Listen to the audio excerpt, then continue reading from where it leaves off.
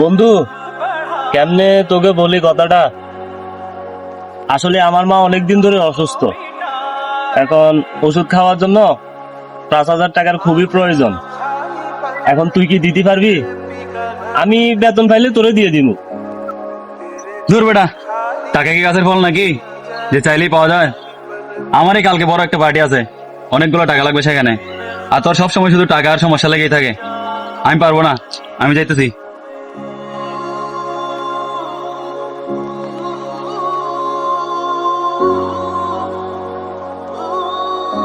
ভাই, আমি তোমাদের সব কথা শুনছি।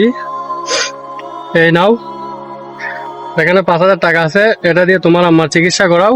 আর টাকা নিয়ে চিন্তা করো না। ভাইয়া, আপনি তো আমাকে চিনেন না, এতগুলো টাকা আমাকে দিছেন।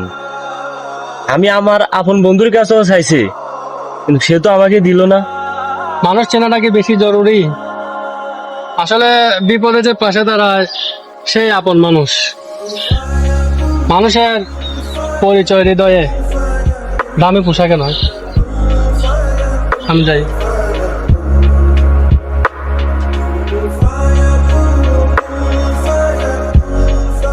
বন্ধু, আমার ক্ষমা করে দিস, কারণ আমি তোকে সাহায্য না করে বড় বড় কথা বলেছিলাম। এই ভাইয়ের কথাগুলা শুনে আমার নিজের ভুলটা আমি নিজে বুঝতে পারছি। আর এখন আমার নিজের প্রতি নিজের ঘৃণা হচ্ছে। জানিসই তো, মানুষ মাত্রই ভুল। তাই আমারও এই একই ভুলটা হয়েছে, তুই আমাকে মাফ করে দিস।